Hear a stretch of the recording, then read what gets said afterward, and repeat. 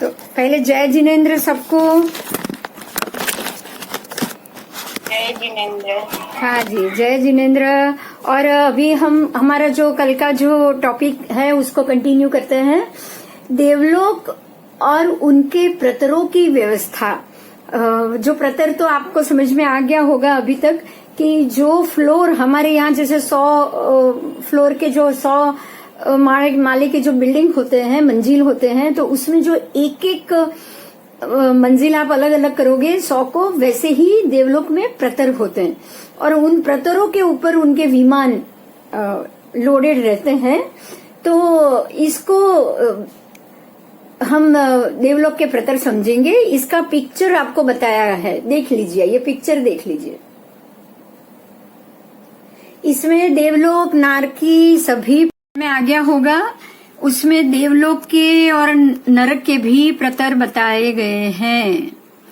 बराबर गोलाई में गोल आकार, देखिए बीच में ये त्रसनाड़ी है, वो स्ट्रॉ जैसी होती है, वैसी पोली होती है, गोल और अंदर से पोली, जो ऊपर आपको त्रसनाड़ी दिखाई दे रही है, लिखा हुआ एरो, बराबर। उसके बाद जो सबसे ऊपर का जो देवलोक है उसके जानेंगे। देवलोक में जिस प्रकार से हमारे यहाँ फ्लोर होते हैं, बराबर उसी प्रकार वो वहां पर प्रतरों की व्यवस्था की जाती है। तो त्रस नाड़ी और उसमें रहे प्रतर। देखिए आपको यहाँ एक बिल्कुल ऊपर स्ट्रॉ की तरह, आप ये त्रस नाड़ी को देखिए, जो अंदर से पोली है एक स्ट्रॉ की तरह, जैसे अंदर जगह है वैसे ही इसके अंदर ही पूरे हमारा जो भी अलोक को छोड़ के अंदर वाला जो लोक है ना, वो लोक में से स्वयंभू रमण समुद्र तक का पूरा एरिया इसके अंदर आ जाता है। ये त्रसनाड़ी के अंदर ही चारों तरफ द्वीप कैसे हर दिशा में चौड़ा होता है, इसलिए ये पोला है, क्योंकि जम्बू द्वीप भी गोल, उसके आसपास लवण भी गोल, उसके आसपास बाकी सारी चीज गोलाई से जाती है। स्वयंभू रमण समुद्र तक सब उसके आसपास ऐसे गोलाई में गोल गोल सर्कल से बढ़ता जाएगा। इसीलिए ये त्रसनाड़ी भी गोल होती है। ये कोई एरिया आपको यहाँ चौरस नहीं मिलेगा, सारा इस प्रकार से गोल मिलेगा। अब आप ये मध्यलोक और ये त्रसनाड़ी का जो एरिया है, बराबर ये मेरा कर्सर घूम रहा है वो है, उसके ऊपर आओ। ये देवलोक के प्रतर, जैसे जैसे पुरुष की ये शोल्डर तक का एरिया बढ़ता जाता है ना बाहर की तरफ, ऐसे ऐसे आपको प्रतर भी बाहर चौड़ाई में ज्यादा चौड़ा मिलता जाएगा। देखिए ऊपर तक। और हर एक देवलोक के जितने जितने प्रतर कहे गए हैं उतने उतने आपको हर एक जगह पे प्रतर मिलेंगे। ऐसे ही नीचे नारकी में भी प्रतर की व्यवस्था है। ये सारी व्यवस्था है, आप इसको व्यवस्था कह सकते हो। ये सातों नारकी के प्रतर की व्यवस्था, ठीक है, ठीक है। अभी हम उसके विवेचन में जा रहे हैं, विवेचन पढ़ना शुरू करेंगे। देवलोक के प्रतरों की व्यवस्था किस तरह से है? तो प्रतर क्या है? प्रतर हमारे जिस प्रकार से बिल्डिंग के जो फ्लोर होते हैं, पहला माला, दूसरा माला, तीसरा माला, बिल्कुल इसी भाषा में हमको प्रतर को समझना है।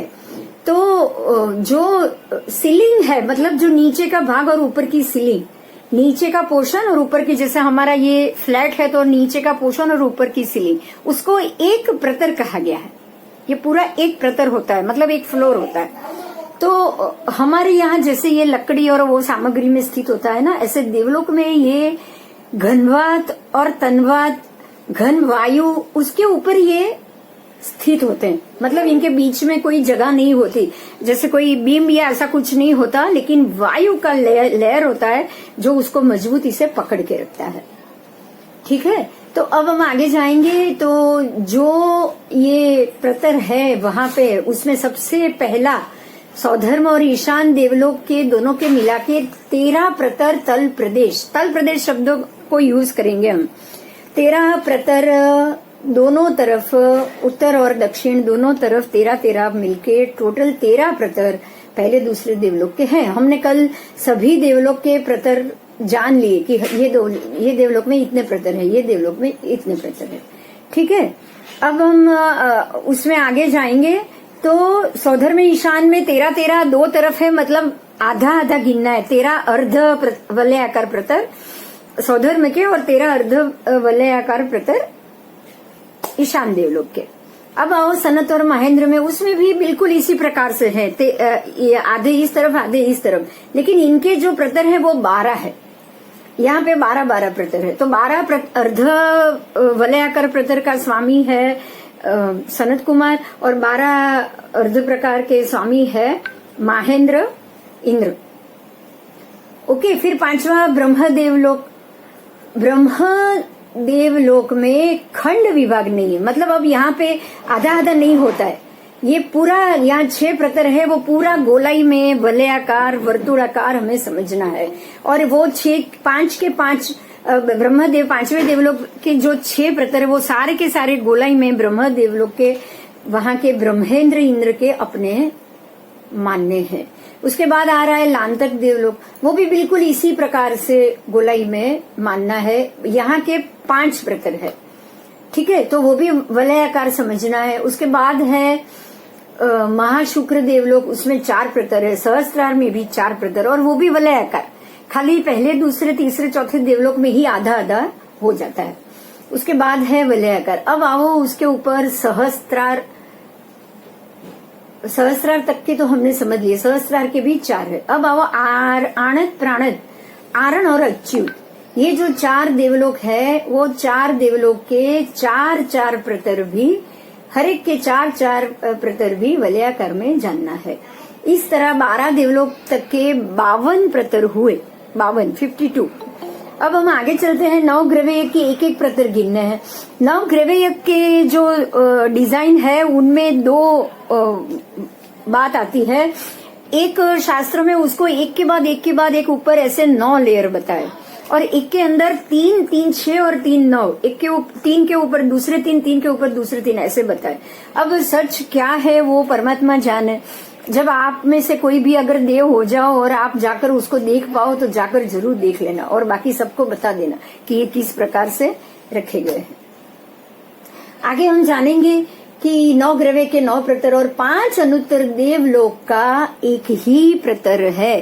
5 देवलोक ऐसे एक फ्लोर है और उसमें जैसा हमारी हथेली होती है ना, 1 2 3 4 कोना और मध्य, ऐसे 5 उसमें विमान आ जाएंगे और बराबर वो 5 विमान बराबर सीधे एक प्लेट में ही है। एक प्लेट आप लो और एक गोल प्लेट लो आप, और उसमें 4 कोने में 4 और बीच में एक विमान ऐसे रख लो। ऐसे 5 विमान एक ही प्रतर के, ऐसा हमारा अनुत्तर विमान देवलोक हुआ, बराबर।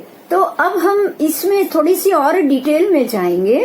टोटल मिला के इस प्रकार से टोटल अनुत्तर देवलोक का ही एक प्रतर, कुल मिला के 10 प्रतर पूर्व के और 52 प्रतर में मिलाओ तो टोटल 62 प्रतर विमान वैमानिक देवलोक के हुए, बराबर। तो आपको वैमानिक देवलोक के टोटल 62 कैसे हो रहे हैं वो आपको समझ में आ गया। अब प्रत्येक देवलोक के प्रतरों का अंतर प्रायः एक कल्प के समान है। कल्प ईशान कल्प, मतलब सौधर्म से ईशान कल्प। जैसे सौधर्म से एक देवलोक, कल्प का अर्थ ही है देवलोक। पहले देवलोक से दूसरे देवलोक के बीच में जितना अंतर, उतना ही अंतर एक प्रत्येक देवलोक के प्रतरों में आ जाएगा। अब आओ ऊपर के देवलोक में प्रतरों की संख्या कम और विमानों की ऊंचाई अधिक है। ये स्पेशल अलग से समझना है। जैसे जैसे आप ऊपर के प्रतर में जाओगे तो प्रतर की संख्या कम होती जाएगी, पर विमान उसकी जो ऊंचाई है, विमान की ऊंचाई है, वो अधिक होती जाएगी। मतलब ऊपर जैसे जैसे ऊपर जाओगे उनके महल कुछ अलग ही मिलेंगे। जैसे हमारे यहाँ कोई बड़े बड़े आज चक्रवर्ती राजा का कैसा महल होगा और सामान्य राजा का कैसा महल होगा, बराबर इस प्रकार की व्यवस्था भी हमें यहाँ समझनी चाहिए। ठीक है, अब हम आगे जा रहे हैं। ये आपका प्रतरों का चैप्टर हो गया। आपको ये डिजाइन भी समझ में आ गया है कि बिल्कुल त्रसनाड़ी इस प्रकार से है, बिल्कुल पोलिश स्ट्रोक की जैसी, और ऐसे गोलाई में ही सारे आपको ये जो जैसे जैसे नीचे देखोगे ना, ऐसे गोलाई में ही द्वीप और समुद्र बढ़ते जाएंगे। अब यह 62 प्रतर के कुल 62 इंद्रक विमान, प्रतर भी 62 हो गए तो विमान भी कुल 62 ही होंगे। जो मुख्य ऐसा इंद्रक विमान, मतलब जो ऐसा माना जाता है कि ये पूरे एरिया में सबसे बड़ा या पहला जो मध्य में जो विमान है उसको इंद्रक विमान कहा गया है। तो 62 प्रतर में 62 इंद्रक विमान तो हुए ही हुए, जो मुख्य जो विमान है वो। तो उनके सबके नाम दिए गए हैं। आप यहाँ पर नाम है 62 नाम मैं पढ़ने नहीं जा रही हूँ, 2-4 पढ़ रही हूँ। पहला प्रतर है उसका है उड़ू, दूसरे का है चंद्र, तीसरे का है रजत। आप इस प्रकार से 62 नाम है, आप उसको देख लीजिएगा। सब नाम बहुत अच्छे हैं, हम ऐसे समझ पाए या खुश हो जाए सुन के। ऐसे सर्वार्थ सिद्ध, आदित्य, उड़ू मतलब चंद्र, ऐसे ऐसे नक्षत्र, ऐसे ऐसे ऐसे सबके नाम दिए गए हैं। अब एक और इसमें सूचना जाननी है कि कौन कौन से देवलोक में कितने प्रतर की व्यवस्था है, वो हमको पहले बता दिया है, लेकिन फिर भी उसको इस प्रकार से 62 इंद्रक और उनके प्रतरों के कितने कितने योजन है। तो 13 सौधर्म ईशान में 13 प्रतर होने से 13 इंद्रक उसके हो गए। बस इस प्रकार से उसको हमको समझना चाहिए। अब कहा जाता है कि 14 राजलोक में पहले नरक के प्रथम प्रतर में आए हुए सीमंतक नामक इंद्रक नरकावास। सुनिए अभी, सीमंतक नामक इंद्रक नरकावास मतलब पहली नारकी में जो नरकावास आया है उसका नाम है सीमंतक। ठीक है, अब इसमें आपको सीमंतक नाम मिलेगा। ये तो देवलोक के हैं 62, इसलिए इसमें नहीं मिलेगा। बराबर, ये 62 देवलोक के हैं इसलिए इसमें नहीं मिलेगा, ये नरक के प्रतर अलग हो जाएंगे। अब आओ नरक के उसमें मनुष्य क्षेत्र, ढाई द्वीप, उड़ू नामक विमान जो ऊपर ही प्रथम नंबर में बताया गया है, और सिद्धशिला। देखिए 4 चीज इन्होंने ध्यान में ली है। 4 चीज मैं फिर से बोल रही हूँ, सुनना। एक तो सबसे पहली नारकी और उसका पहला विमान, पहली नारकी और पहला विमान, फिर ढाई द्वीप जो मनुष्य क्षेत्र है वो, तीसरा उड़ू नामक विमान जो सौधर्म और ईशान देवलोक का है वो, और चौथी सिद्धशिला। ये चारों मिलके 45 लाख योजन है। आ जाओ फिर से आप ये पिक्चर में आ जाओ। ही है ये चारों चीज। कौन सी मैं फिर से नाम दे रही हूँ। पहला रत्नप्रभा नारकी का सबसे पहला जो प्रतर है वो फ्लोर। उसके बाद आओ जम्बू में 45 लाख योजन का मनुष्य क्षेत्र। उसके बाद आओ यहीं पे ही ये जो तीसरा है वो ये सौधर्म ईशान कल्प का सबसे पहला प्रतर। ये तीनों एक ही नाप के हैं, और ऐसे सिद्धशिला चौथी, ये चारों एक ही नाप के हैं। ठीक है, ये चारों को आपको 45 लाख योजन ही समझना है। चारों का नाप एक है, बस चौड़ाई में एक है। चौड़ाई भी गोली हो जाएगा, जो चौड़ा है ना वो भी गोली हो जाएगा। जैसे आप बोलते हो ना कि 2.2, हाँ ये हमारी बेंगल होती है ना, वो अड़ी द्वीप का मतलब ही 45 लाख योजन है। बस वो मनुष्य क्षेत्र अड़ी द्वीप आ गया ना लिखा हुआ। मनुष्य क्षेत्र और ढाई द्वीप दो एक ही हो गया। जैसे ये बेंगल में होती है ना, 2 नंबर की साइज, 2 6 नंबर की साइज, 2 8 नंबर की साइज, 2 10 नंबर की साइज। तो आपको ये सारे को 2 नंबर की साइज समझनी है बस। बराबर, बिल्कुल ऐसे ही गोलाई में आएगा। ऐसे चारों चीज एक ही नाप की है। जो सबसे छोटा नाप है वो ये है। अब रत्नप्रभा नारकी के बाद दूसरी, तीसरी, चौथी नारकी के प्रतर लंबे आ जाएंगे। वो प्रतर बड़े बड़े आ जाएंगे। ऊपर भी जाओगे देवलोक के तो प्रतर बड़े बड़े आ जाएंगे। लेकिन जो सबसे ऊपर सिद्धशिला है वो फिर रत्नप्रभा नारकी के पहले आएगा ढाई द्वीप, उससे ऊपर आएगा सौधर्म देवलोक का पहला प्रतर और रत्नप्रभा का भी पहला प्रतर। चारों के चारों बिल्कुल एक नाप में जाएंगे, जिसका नाप है 45 लाख योजन। तो हम भी रह रहे हैं वही एरिया में। उतना ही एरिया सिद्ध क्षेत्र का भी है, उतना ही एरिया रत्नप्रभा पहली नारकी का भी है, और उतना ही एरिया आपको पहला दूसरा देवलोक का भी मिलेगा। ओके, कोई क्वेश्चन हो तो पूछ लो। मुझे लगा कोई आया होगा, इसलिए मैंने एक बार प्रेजेंटेशन बंद किया। ठीक है, तो अभी वापस जा रही हूँ। कोई क्वेश्चन नहीं है ना?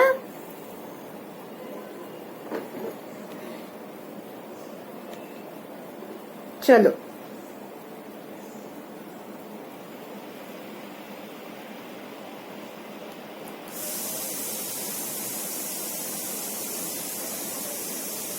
ओके, तो अभी हम आगे बढ़ रहे हैं। उड़ू नामक विमान। अब उड़ू नामक विमान तो सौधर्म और ईशान का ही है, तो इसीलिए सौधर्म और ईशान देवलोक को ही इन्होंने 45 लाख योजन का प्रमाण कह दिया है। ठीक है। और सिद्धशीला, ये चारों वस्तुएं 45 लाख योजन प्रमाण युक्त तथा 7वें नरक की अंतिम प्रतर।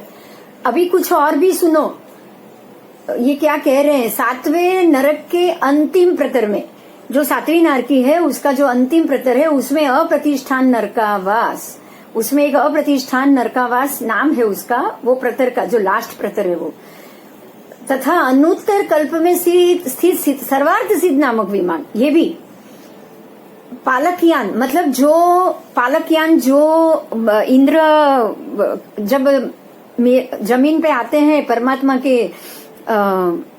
कल्याणक, जन्म कल्याणक के लिए, तब वो पालक विमान बनाते हैं, पालक देव, और वही विमान में बैठकर सब लोग नीचे आते हैं परमात्मा के जन्म महोत्सव के वक्त। वो और जम्बूद्वीप, ये चारों 1 लाख योजन है। मैं फिर से पिक्चर में जा रही हूँ, सुन लीजिए, मैं फिर से बोल रही हूँ आपको। 1 लाख योजन प्रमाण युक्त भी है। ये 4 चीज को आपको 45 लाख भी नहीं माननी, ये चारों चीज सिर्फ 1 लाख योजन है। क्या क्या चीज मैं फिर से बोल रही हूँ। 7वीं नारकी का अंतिम प्रतर, सबसे नीचे वाला छोटा प्रतर, उसके बाद अनुत्तर कल्प में स्थित सर्वार्थ सिद्ध विमान, उसके बाद पालकयान विमान और जम्बूद्वीप। आओ मैं अभी आपको पिक्चर में लेके जा रही हूँ।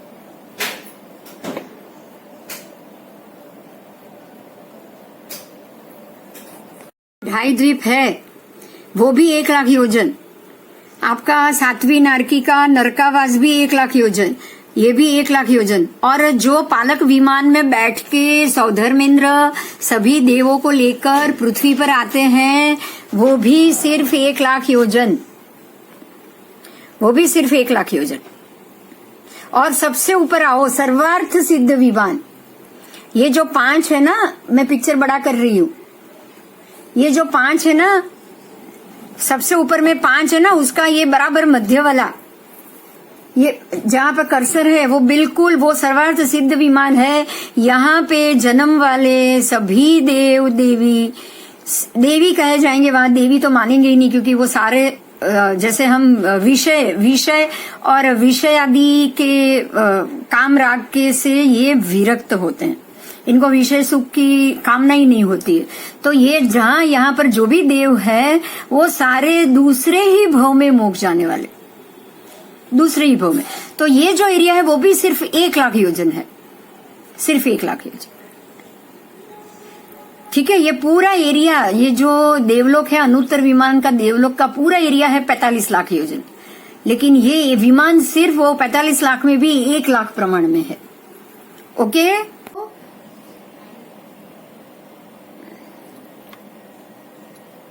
और ये चारों जो 4 पीछे से आपने जो पढ़ा है ना, वो सारे गोलाई में है, बस आपको इतना समझना है। चारों वृत्त है, यहाँ आपको सबसे ज्यादा हर चीज वृत्त मिलेगी, कोई ही होगा जो आपको स्क्वायर के हिसाब में मिलेगा। अब यहाँ एक और पिक्चर आ रहा है, उसको समझो आप। मूल स्वरूप और वैक्रिय स्वरूप, वैक्रिय स्वरूप और मूल स्वरूप। देवलोक में देवों के पास ये वैक्रिय लब्धि होती है, इस लब्धि के चलते वो अपने इतने छोटे से मूल स्वरूप को भी इतना बड़ा बना सकते हैं। तो स्वरूप समझना है, वो कहाँ कहाँ स्वरूप अपना बदलते हैं और कहाँ पे बड़ा करते हैं, वो जब भी कोई बात आएगी तब हम उसका डिस्कशन करेंगे। अब उसी को ही हम अभी समझ रहे हैं। ठीक है, आपने अभी ये पिक्चर देख लिया, अभी हम समझते हैं कि देवों का उत्तर वैक्रिय शरीर क्या होता है। तो स्वाभाविक भवधारणीय शरीर ग्रहण रहित समय में विविध प्रकार की क्रिया आकृति करने वाले शरीर को उत्तर वैक्रिय शरीर कहा जाता है। मतलब उन्होंने जब ग्रहण किया है वो शरीर अलग है, और जब उन्होंने वो ग्रहण किए हुए शरीर को जब वो छोटा या बड़ा बनाना चाहते हैं तब उसको उत्तर वैक्रिय, मतलब बाद में वैक्रिय किया हुआ शरीर। उत्तर वैक्रिय का मतलब पीछे से, पहले नहीं लेकिन पीछे से वैक्रिय किया हुआ शरीर। अब देवों का यह उत्तर वैक्रिय शरीर कैसा है, तो वो लब्धि प्रत्ययिक, मतलब उनको लब्धि उसकी प्राप्त हो, ऐसा लब्धि प्रत्ययिक। दूसरा तद्भव आश्रय, मतलब सिर्फ उस भव के लिए, सिर्फ उस भव के लिए प्राप्त शक्ति वाला कहा जाता है। दो प्रकार है, एक तो लब्धि प्रत्ययिक, मतलब आप लब्धि से भी आपका शरीर छोटा या बड़ा कर सकते हो। तो लब्धि प्रत्ययिक जैसे कि आहारक शरीर, आहारक शरीर आप छोटा या बड़ा कर सकते हो, छोटा कर सकते हो।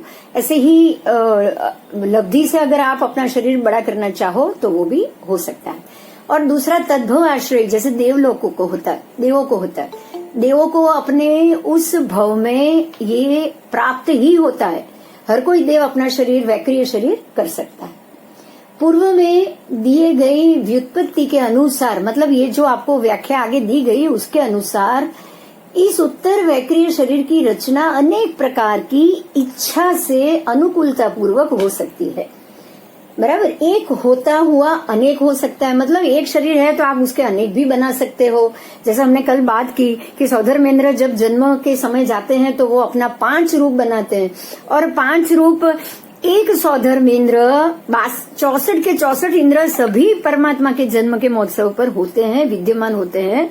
तो जब भी 5 भरत में जन्म होगा परमात्मा का, तो 5 ऐरावत में भी होगा। तो 10 जगह पे एक ही समय में 64 के 64 इंद्र विद्यमान होंगे। तो पहले तो 64 के 64 इंद्र अपने 10 रूप तो बनाएंगे, तभी वो पहुंच पाएंगे, क्योंकि हर जगह एक ही समय पे जन्म महोत्सव होता है। तो सबने 64 रूप बना के 10 जगह पर पहुंचना है। उसमें भी सौधर्मेंद्र और ईशान इंद्र को अपना डबल रूप बनाना है। मतलब वो परमात्मा को जब धारण करेंगे तो 2 चामर विंजेंगे, 2 छत्र विंजेंगे और एक परमात्मा को गोद में उठा के जाएंगे। तो सौधर्मेंद्र एक ही भरत में 5 रूप, तो 5 भरत के 25 रूप हो गए। बराबर, तो वो 5 भरत 5 ऐरावत सभी में अपने ज्यादा रूप बनाकर सबके सामने उपस्थित होते हैं। ठीक है, तो ये एक से अनेक रूप इस प्रकार से होता है। अब आगे जाएंगे, अनेक होते होते एक भी हो सकता है। अब अनेक में से वो वापस एक भी हो जाएंगे। फिर भूचर होते हुए खेचर हो सकता है, मतलब जमीन पर अगर वो चल रहे हैं तो सीधे आकाश में भी वो जा सकते हैं। गगनगामी होते हुए, खेचर होते हुए भूचर भी तुरंत हो जाते हैं, क्योंकि अभी वो आकाश में उड़ रहे हैं या चल रहे हैं तो वापस जमीन पे भी तुरंत आ जाएंगे। तो देवों को ये लब्धि और तद्भव शक्ति दोनों चीज से वो ऐसा कर सकते हैं। अच्छा, उसके बाद छोटे से बड़ा, बड़े से छोटा, फिर भारी से हल्का, हल्के से भारी, फिर दृश्य से अदृश्य। हम देखते हैं ना, कभी 1 मिनट में देव है और 1 मिनट में वो अदृश्य हो गए, ऐसे ही अदृश्य से वापस दृश्य। इस प्रकार, इस तरह हर प्रकार की अनुभूति भली भांति तथा विविध और विचित्र क्रिया रूप आकृति बनाने वाला ये शरीर होता है। वैक्रिय शरीर ऐसा ही होता है। यह वैक्रिय वर्गणा के पुद्गलों से ही हो सकता है। इसमें भी जो पुद्गलास्तिकाय का उपयोग हुआ है वो वैक्रिय वर्गणा युक्त है। ठीक है, ये वैक्रिय वर्गणा युक्त होने के कारण उनका ऐसा होता है, जबकि हमारा सामान्य मनुष्य का शरीर वैक्रिय वर्गणा युक्त नहीं होता है। तो वो इस प्रकार से अपने शरीर का बदलाव नहीं ला सकते। बराबर, तो जिनके पास वैक्रिय वर्गणा युक्त लब्धि हुई वो ही अपना शरीर इस प्रकार से वैक्रिय बना सकते हैं। अब हम आगे जाएंगे। यह शरीर स्व काल पूर्ण होते ही, मतलब देवों का अपना जो काल पूर्ण हुआ तो वैसे ही वो तुरंत विस्त्रसा पुद्गल के जैसे, विस्त्रसा पुद्गल, अब हमने ये 2 किए थे, प्रयोगात्मक बंध और विस्त्रसा बंध, आपने अगर ये जाना हो तो विस्त्रसा का मतलब है स्वाभाविक, नेचुरली, और प्रयोगात्मक का मतलब है पुरुषार्थ, मेहनत। ठीक है, तो विस्त्रसा पुद्गल मतलब स्वभाव पुद्गल से वो तुरंत ही विलीन हो जाते, खत्म हो जाते हैं, उनकी मृत्यु हो जाती। जैसे कि ये देव का शरीर अभी बना है उत्पत्ति के वक्त, तो वो बन गया, और जब उनकी मृत्यु हुई मतलब वो सारे उनके जो पुद्गल है ना वो हवा में बिखर जाता। उनका ऐसा नहीं कि डेड बॉडी पड़ा है या ये पड़ा है, ऐसा नहीं होता है। वो देव अभी दिख रहे हैं, सीधे अदृश्य हो गए, मतलब वो देव, उनकी आयु खत्म हो गई। तो ये विस्त्र सा पुद्गल के जैसे विलीन होते ही वो मुक्त हो जाते हैं या मृत्यु हो जाती है। तो इसको भी स्वभाव ही कहा गया है, स्वाभाविक कहा गया है। इस वैक्रीय उत्तर वैक्रीय शरीर की रचना, अब देखो ये रचना उत्तर वैक्रीय कितना बना सकते हैं, तो वो अपने उत्कृष्ट, उसकी रचना उत्कृष्ट से 1,00,000 योजन की हो सकती है। मतलब एक देव पूरा जम्बू द्वीप जितना अपना शरीर बना सकता है। आप सोचो, संपूर्ण जम्बू द्वीप प्रमाण उसका शरीर, अगर ऐसा कोई देव सामने आ गया ना तो कोई भी डर जाएगा। तो देव जम्बू द्वीप जितना 1,00,000 योजन जितना अपना शरीर बना सकता है, बराबर। अब आगे आओ, इस उत्तर वैक्रीय शरीर की रचना का उसका काल, मतलब इसका समय कितना, तो उसका काल उत्कृष्ट में उत्कृष्ट, मतलब सबसे ज्यादा काल देवेशु अद्धमासो, इस वचन से आधे मास 15 दिन तक का हो सकता है। मतलब वो ज्यादा से ज्यादा 15 दिन तक इतना बड़ा शरीर रख सकते हैं, वो रख सकते हैं। 15 दिन के बाद उनका शरीर अपने आप जो नॉर्मल था वो आ जाएगा। यह काल पूर्ण होते ही पुनः उत्तर वैक्रीय शरीर की रचना पुनः विस्त्र सा पुद्गल के जैसे स्वतः लुप्त विलीन हो जाती है। 15 दिन के बाद वो शरीर विलीन हो जाता है। तुरंत ही भवधारणीय वैक्रीय शरीर धारण उनको करना पड़ता है। उनको जबरदस्ती अपने वापस रोज के शरीर में आना पड़ता है। यदि उस काल पूर्व रचित उत्तर वैक्रीय शरीर की आवश्यकता अनावश्यकता दिखाई दे तो उसे विलीन करना हो तो उपयोग पूर्वक विलीन भी कर सकता है। अगर वो चाहे तो 15 दिन पहले भी उसको विलीन कर सकते हैं। आओ, अभी कोई क्वेश्चन है तो पूछो। देवों का शरीर इतना कितना बड़ा हो सकता है? चलो मैं क्वेश्चन करती हूँ, बोलो। सुना आपने? वो अपना उत्तर वैक्रीय शरीर कितना बड़ा बना सकते हैं? 1,00,000 बहुत सरस, बहुत सरस, आप बराबर सुन रहे हो। 1,00,000 योजन जितना वो बड़ा बना सकता है। और वो शरीर 1,00,000 योजन तक कितने दिन तक वो रख सकते हैं? 15 दिन तक। 15। अब यह आपको कभी नहीं भूलोगे आप, अब इस बात को आप कभी नहीं भूलोगे। એટલે 15 દિવસે એમને ફરી પાછા મૂળ સ્વરૂપમાં આવવું જ પડે। આવવું જ પડે। ये 15 दिवस पहले भी आ सकते हैं। વધારે રહી ના શકે। नहीं, वो अगर वो रह गए ना तो उनका शरीर अपने आप ऐसे ही खत्म हो जाएगा, अपने आप खत्म हो जाएगा अगर वो नहीं आए तो भी। ठीक है, तो अभी अगर एक बात समझ लेना, मैं अभी एक बहुत बड़ी बात बताने जा रही हूँ आपको। अगर किसी मनुष्य ने अपनी नजर के सामने बड़ा बड़ा बड़ा शरीर देख लिया ना, ऐसा बहुत बार होता है, उसको हम भूत मान लेते हैं, प्रेत मान लेते हैं, हमको ये मान लेते हैं, लेकिन कभी इतने आकाश में ऊंचाई तक आपको कभी ना कभी एक बिल्डिंग से भी ऊंचा कोई शरीर दिखता है। तो ये मत समझ लेना कि ये वहम है, और ये भी मत समझ लेना कि ये भूत प्रेत है। ये व्यंतर देव, हमारे जैन की भाषा में तो ये देवी, वो चाहे फिर व्यंतर देव हो सकते हैं, वो चाहे फिर वाण व्यंतर देव हो सकते हैं, वो चाहे किलविशक देव हो सकते हैं, या फिर 1, 2, 3, 4 देवलोक के देव भी हो सकते हैं, वो नीचे आ सकते हैं। ठीक है, है ना? तो क्योंकि इतना बड़ा शरीर, अभी आपको पता चल गया 1,00,000 योजन तक का शरीर हो सकता है। अब जो 1,00,000 योजन जम्बूद्वीप का शरीर बना सकते हैं, तो ऐसे एक बिल्डिंग जैसा ऊंचा अगर आपने किसी को देख लिया ना शरीर सिर्फ 1 या 1 सेकंड के लिए, तो वो तो कहां से गलत हुआ? ये तो हो ही सकता है। ठीक है, आपके अंदर अगर कोई इसके मामले में भी कोई क्वेश्चन होगा तो उसका भी निराकरण जरूर कीजिएगा। लेकिन ऐसे देव होते हैं, देव कभी चाहे उसको दिखाई भी देते।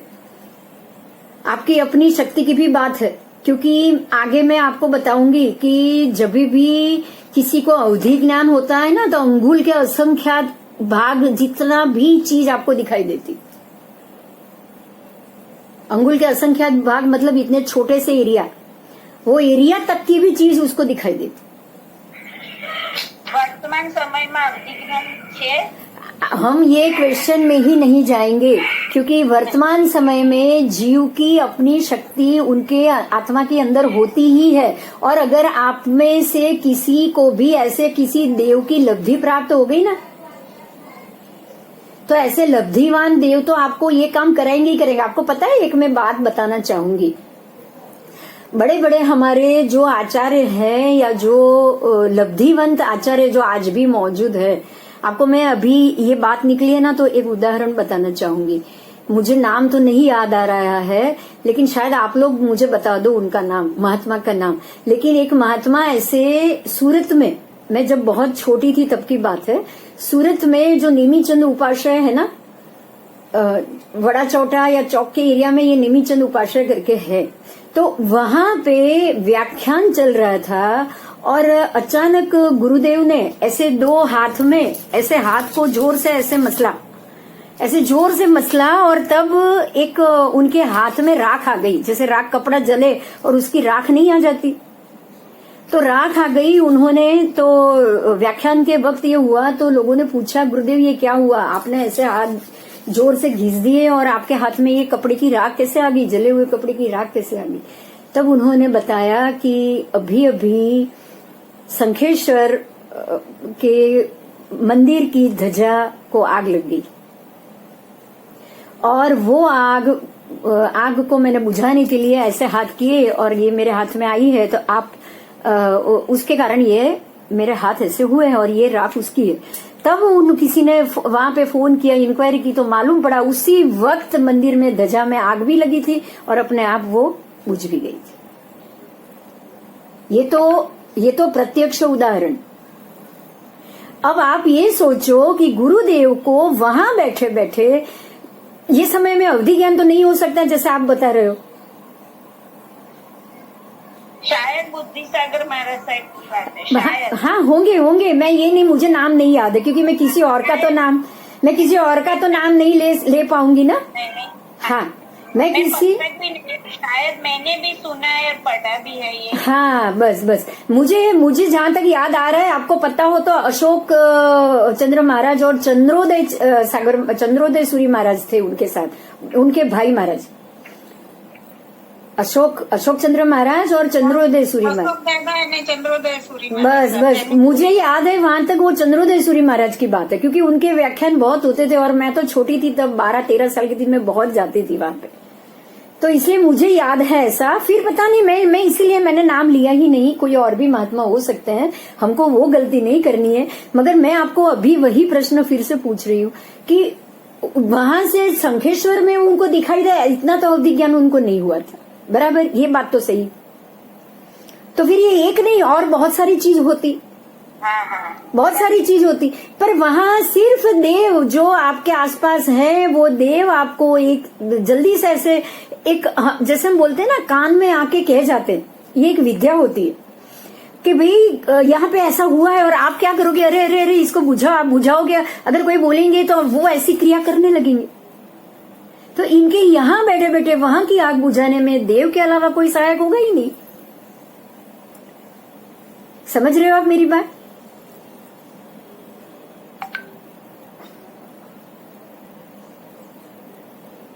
हाँ या ना?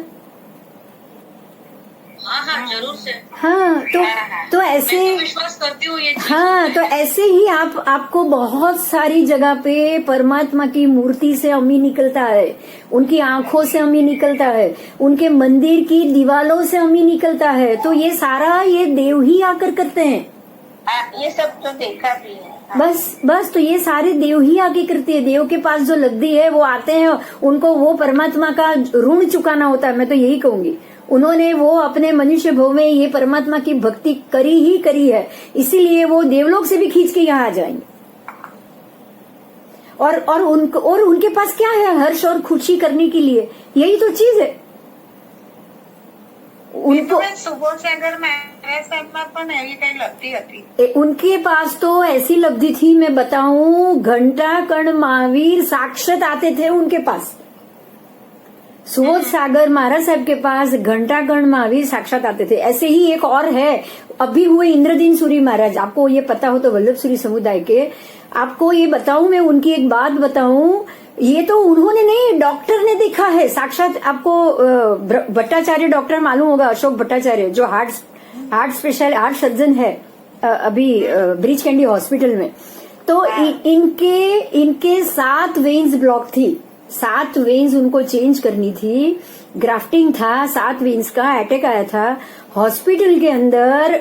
7 वेन्स करते करते डॉक्टर ने बोला कि पता नहीं एक ब्लू रंग का प्रकाश आ गया मेरी नजर के सामने, और ऐसा लगा कि 2 ऐसे ही जैसे कोई सोने का मुकुट पहन के 2 व्यक्ति, उनके एक राइट साइड और एक लेफ्ट साइड, दोनों साइड पेशेंट के पूरे ऑपरेशन में खड़े रहे, पूरे ऑपरेशन के दौरान।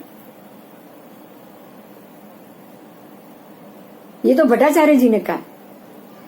और ये महात्मा स्पेशली बताऊं मैं, ये तो देव बन के आए और इनको दिखाई भी दिए ऑपरेशन थिएटर में, लेकिन ये महात्मा पाबल, पता है पुणे में पाबल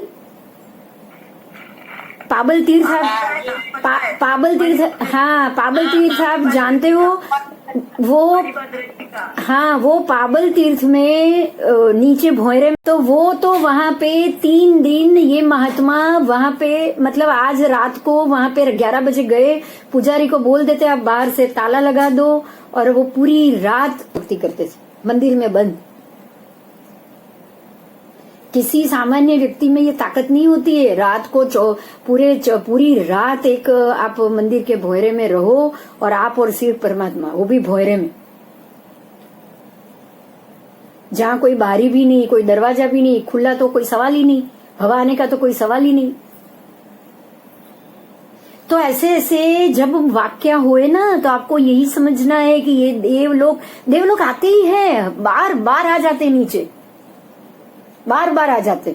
अपने दोस्त हो या अपने प्रिय भगवान हो या सम्यक दृष्टि देव हो, तो किसी भी परमात्मा की भक्ति करने और उनका महत्व ऐसे ही बढ़ा देते। ठीक है, मैं आगे जाऊं। कुछ क्वेश्चन होगा तो पूछ लीजिएगा, बराबर। अब आगे और इसी में और है, वो मैं पढ़ रही हूँ। इस उत्तर वैक्रीय शरीर की रचना या उसको धारण करना नव ग्रैवेयक तथा सर्वोत्तम ऐसे अनुत्तर विमानवासी देवों में नहीं होता।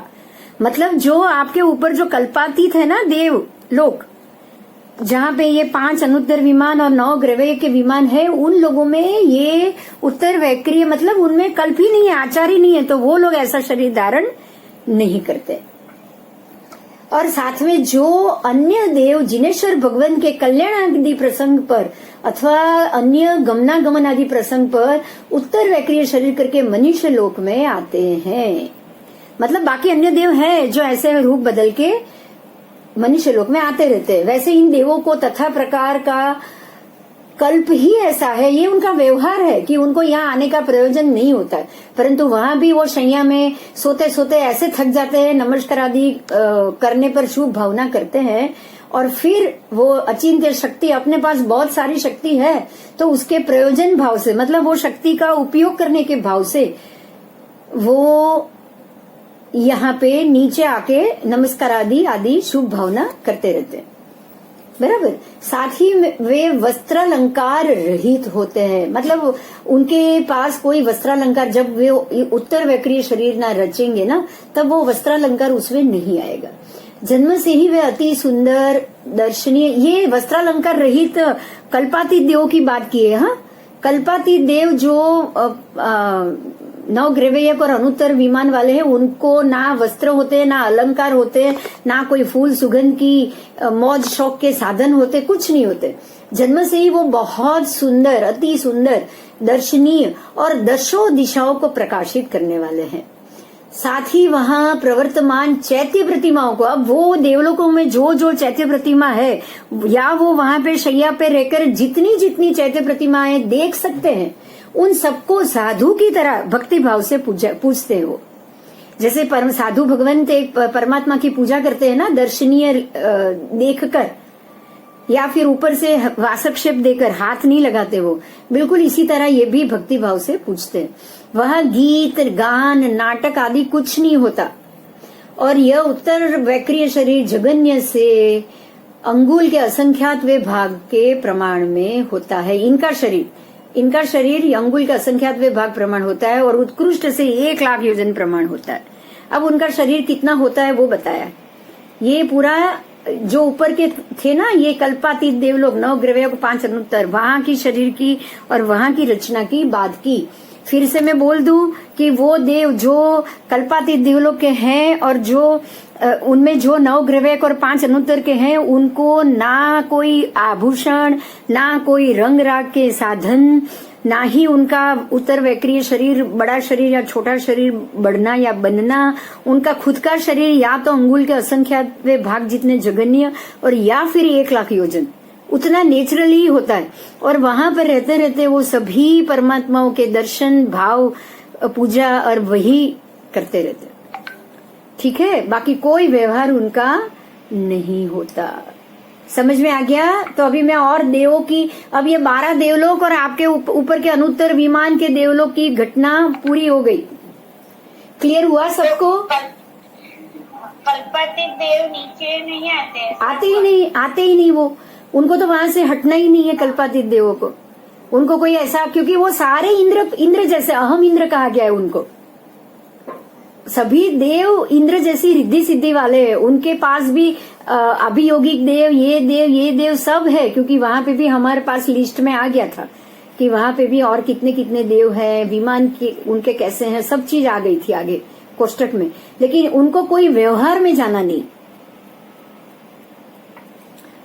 सम्यक दर्शन वाला जो है, सब सम्यक दर्शन वाले ऐसा नहीं है, ये गलत बात है। क्योंकि 9 ग्रह जो इसमें आया ना, वहां तक तो अभवी जीव भी जाते हैं। अभवी जीव भी चारित्र इतना अच्छे से पालन करता है कि वो 9 ग्रह 9.5 पूर्व का ज्ञान ले सकता है। 9.5 पूर्व, जो 14 पूर्व है ना, उसमें से 9.5 पूर्व तक ही वो पहुंच सकते हैं। क्योंकि बाकी के जो 5.5 पूर्व है, 4.5 पूर्व, तो वहां तो परमात्मा के प्रति उसको श्रद्धा चाहिए। और अगर श्रद्धा ही नहीं है तो फिर वो भव्य से भव्य तो होगा ही नहीं। सिर्फ परमात्मा के समूह शरण में या कोई साधु की पूजा और उनको कैसे मान दिया जाता है, वो मान प्राप्त करने के लिए, समूह शरण की रिद्धि सिद्धि देखने के लिए वो समूह शरण में जाता है। और उसको जब परमात्मा की वाचना से मालूम पड़े कि मैं अगर इस प्रकार से दीक्षा लूं तो मुझे भी, अगर मैंने ऐसे चारित्र का पालन किया तो मैं देवलोक की रिद्धि सिद्धि देख सकता हूं, ये जानकर वो ऐसे चारित्र का पालन करता है, क्रिया करता है, सब क्रिया करता है। समझना है। देखो, अब आपके लिए यहाँ एक बड़ी बात आ गई कि क्रिया का कितना ज्यादा महत्व है। अगर आप समय से प्रतिक्रमण कर लो, श्रावक में भी श्रावक के व्रत का पालन कर लो, 2 समय प्रतिक्रमण कर लो, नौकारसी कर लो, पचखान कर लो, उपवास कर लो, ये सारी जो क्रिया है वो करो। और जैसे माखी की पांख को भी आप दुभाओ नहीं, माखी की पांख का भी आप दुभाओ नहीं, इतना जीव दया का पालन करो, तो आप 9.5 पूर्व का ज्ञान लेकर साथ में 9 ग्रह तक जा सकते हो। क्रिया का कितना महत्व है फिर, चाहे वो अभवी जीव क्यों ना हो।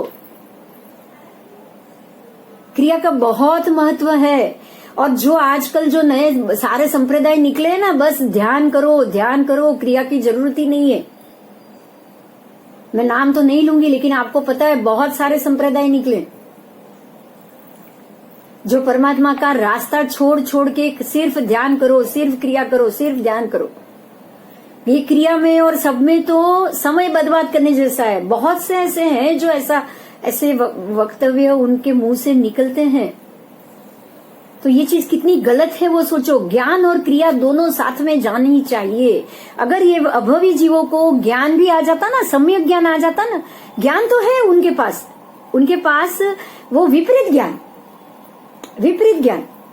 मतलब उनको ये क्रिया चाहिए, दीक्षा चाहिए, सब चाहिए, वो सिर्फ देवलोक तक जाने के लिए चाहिए।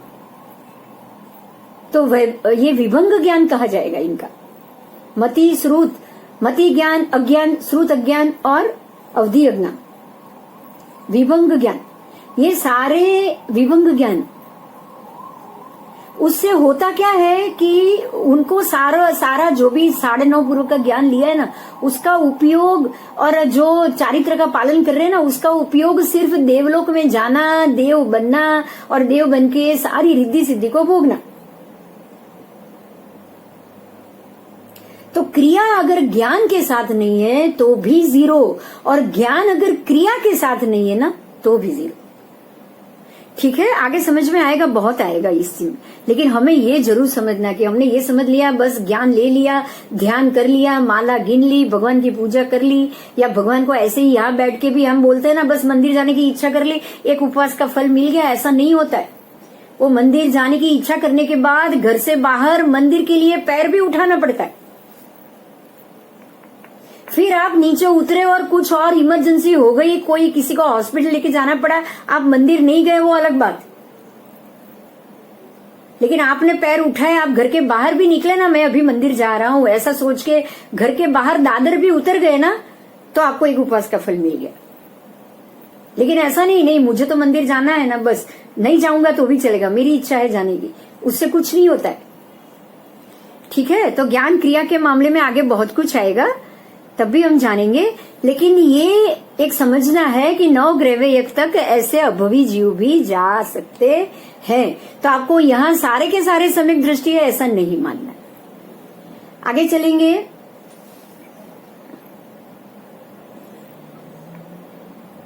किल्बिषक देवों के प्रकार। अब दूसरा जो प्रकार है उसको जानेंगे। किल्बिषक देव जो शब्द आगे आया था, तो ये कौन है, कहाँ रहते हैं? तो किल्बिषक देव अशुभ करने वाले, कर्म करने वाले होते हैं। ये देव ही अशुभ कर्म करने वाले, जिनकी देव गति में जाने के बाद भी जिनकी सोच ही अशुभ होती रहती है। हाँ, पुण्य कर्म तो बहुत कर लिया, लेकिन नियत बिल्कुल ठीक नहीं है। मतलब क्या हुआ समझो, यहाँ ज्ञान तो इन्होंने बिल्कुल नहीं लिया है, ज्ञान टोटल विभंग ज्ञान है, सम्यक दृष्टि है ही नहीं, और उन्होंने कर्म बहुत धर्म के कर लिए, सारे चीज का ध्यान रखा, 24 का रखा, प्रतिक्रमण किया, ये किया, बहुत अच्छे से किया, लेकिन प्रतिक्रमण क्यों करना है या इसके लिए करना है ऐसा कुछ नहीं किया। तो ये ऐसे किल्बिषक देव जो बनते हैं वो अशुभ करने वाले होने से प्रायः चांडाल जैसे होते हैं। इनका कर्म ही चांडाल जैसा है, मारो पीटो, खत्म करो, खून निकले तो खुश हो जाओ, ऐसा।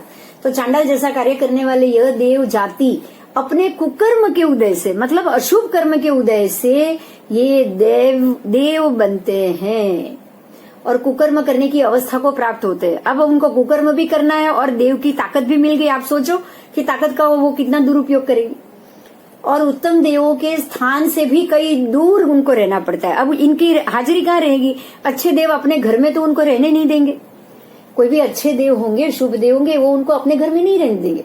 तो अब उनका स्थान, ये 3 प्रकार के देव हैं और उनके 3 अलग अलग जगह पे स्थान बताया गया है। पहले मैं तीनों का नाम ले लेती हूँ, फिर हम पिक्चर में जाएंगे।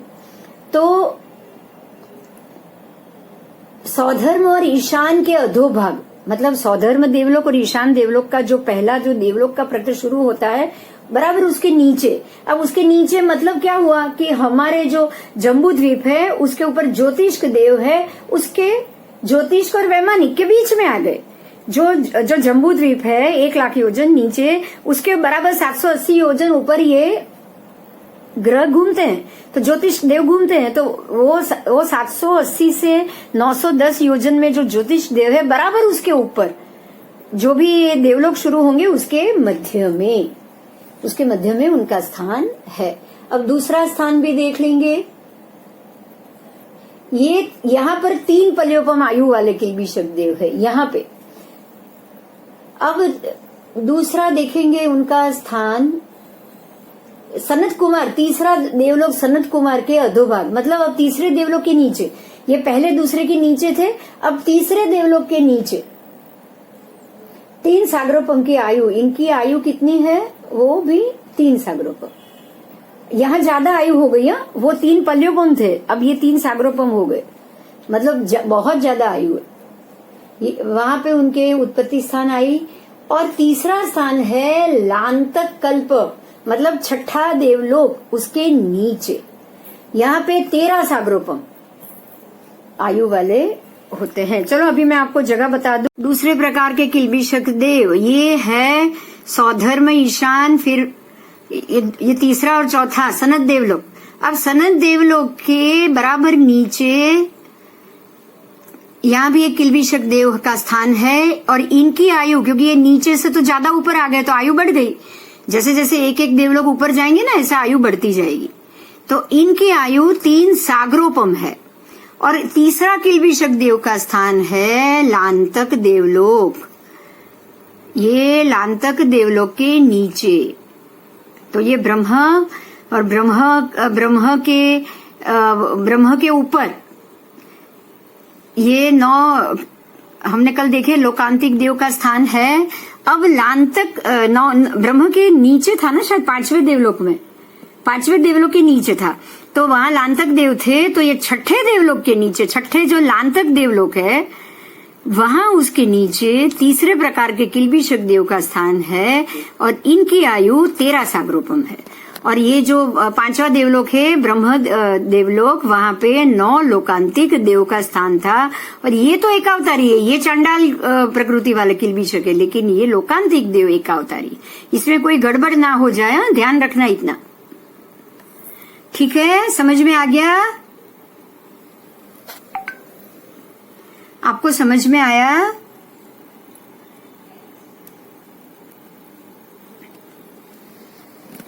किल्बिषक देव का स्थान समझ में आ गया, उनकी आयु भी जो लिखी है वो है।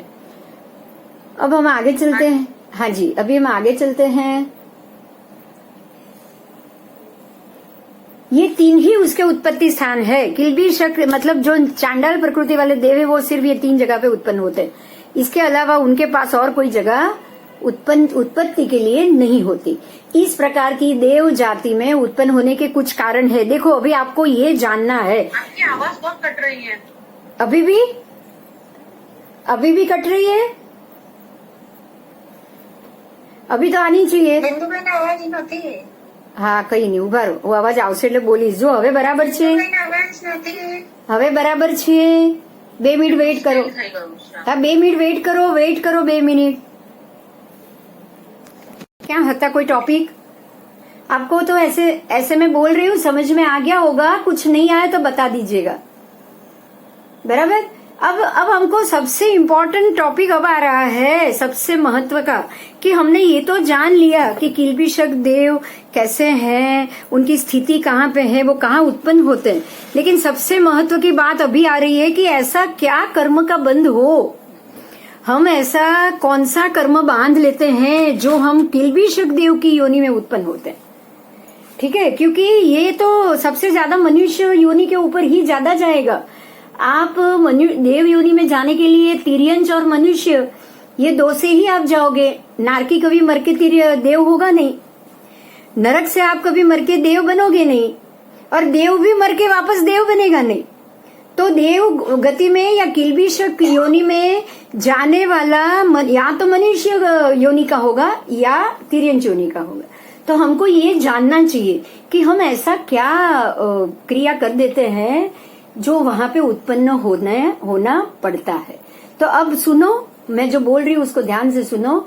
अरियन परमात्मा की आशाधना करने से, अब अरियन परमात्मा की आशाधना, उसकी विराधना, उनकी अवज्ञा, उनकी आशाधना कैसे होगी? तो उनकी बातों को नकार के या उनकी उपस्थिति को नकार के या फिर किसी प्रतिमा के साथ या आगम के साथ या चैत्य के साथ बुरा व्यवहार करके। कभी कभी कोई कर लेता है ऐसा, जैसे मूर्ति तोड़ देना। आपको ये पता होगा, मुसलमान राजाओं ने तो ऐसा बहुत कांड किया हुआ है। आज भी जमीन से नीचे जो मूर्तियां निकलती है ना, सबकी या तो मुंडी काट दी होती है प्रतिमा जियों की, और ऐसे ऐसे उनके खंडित किए हुए प्रतिमा जी निकलते हैं जमीन के नीचे से, हजारों साल पुरानी प्रतिमा है। तो ये सारी किल्बिषक योनि बांधने का ही कर्म होता है। अब एक और जानते हैं जो किल्बिषक हुए थे, परमात्मा ने ये बताया। तो जमाली आपको पता है, उनका दामाद था परमात्मा का, महावीर स्वामी का।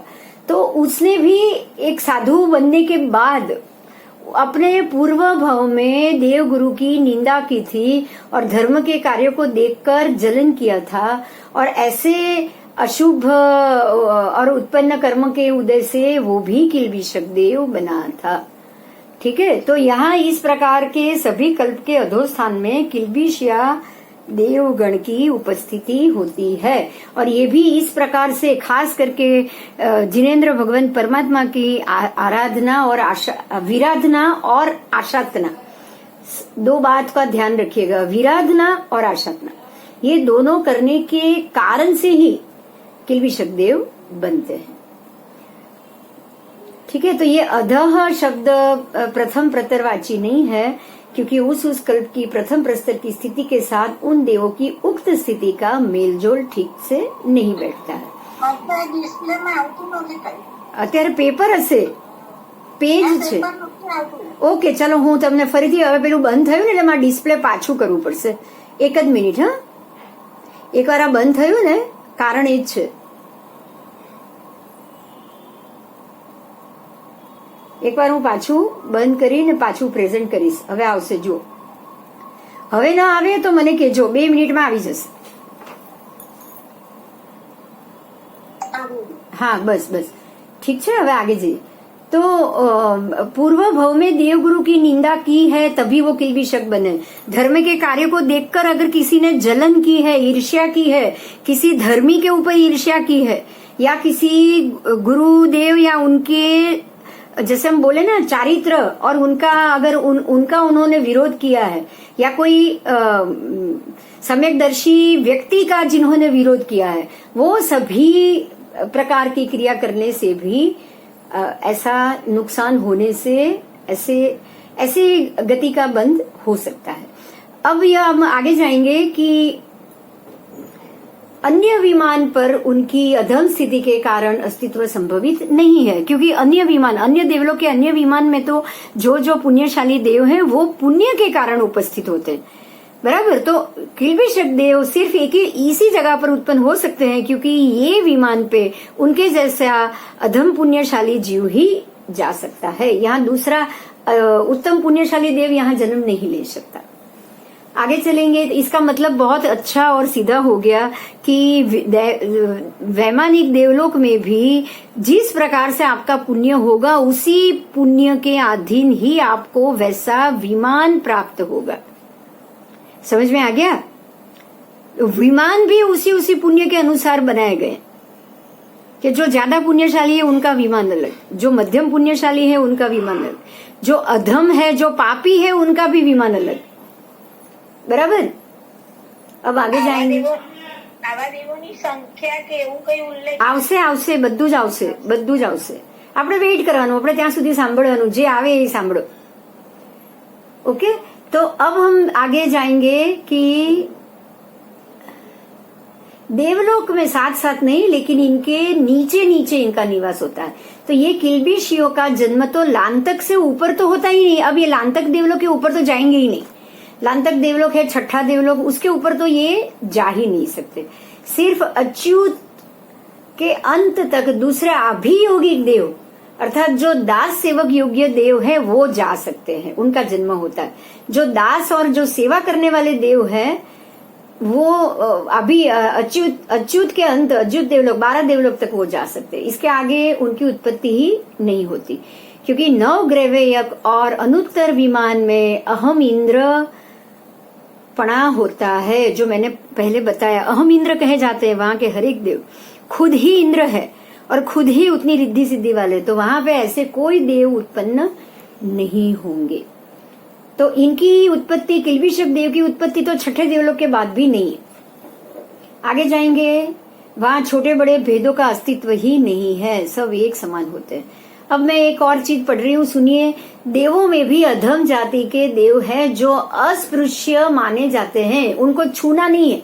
ये अधम जाति के देव हो गए किल्बिषक, उनको कोई छूता नहीं, उनके दूसरे देव इनको छूते नहीं। यहाँ भी अनादि काल से अस्पृश्य की व्यवस्था है। तो फिर ये मनुष्य में हो, उसमें कोई आश्चर्य होगा? बोलो, होगा? नहीं होगा। तो ऐसी सिद्ध व्यवस्था का सर्वांश रूप में नाश करने में के भगीरथ प्रयत्न हो रहे हैं। हम मनुष्य में ये अवस्था को नाश करने के प्रयत्न में है, जो कि हमको करना नहीं चाहिए। यहाँ ऐसा बता रहे कि ये तो सिद्ध व्यवस्था है, ये तो यहाँ क्या देवलोक में भी ये व्यवस्था है, तो ये व्यवस्था में हमको जाना नहीं चाहिए, लेकिन हमको इससे एक सीख जरूर लेनी चाहिए कि ऐसा कौन सा कर्म किया होगा जो ऐसे अस्पृश्य अवस्था में हम गए। ओके, तो ऐसे प्रयत्न भी नहीं करना चाहिए, क्योंकि ये कर्म का सिद्धांत है। एक बात और भी यहाँ याद रखनी है कि अस्पृश्य देवों का निवास सबके साथ नहीं होता, लेकिन स्वस्थान से अलग होता है, क्योंकि देवलोक से दूर और अधोभाग के ऊपर होता है। हर एक जो देवलोक में, जो देवलोक के नीचे उनका स्थान है ना, वो देवलोक के अधोभाग में जाएगा, उस देवलोक के भी अधोभाग में। बराबर। चलो अभी एक और पिक्चर आया है हम सबके लिए, है देवों द्वारा, उसके पिक्चर दिए गए, सबको मालूम ही होगा, मैं बहुत कम समय में इसमें खत्म करूंगी। एक तो है च्यवन कल्याणक। जब परमात्मा गर्भ में आते हैं तब ये 14 सपना उनकी माता देखती है कि ये 14 सपना उनके मुख से उनके गर्भ में प्रविष्ट हुए। सिर्फ तीर्थंकर की माता ही 14 सपना देखती है, और चक्रवर्ती की माता ही 14 सपना देखती है, और बाकी जो उनसे आगे फिर बलदेव वासुदेव की माता है, उनके सबके स्वप्न घटते जाते हैं।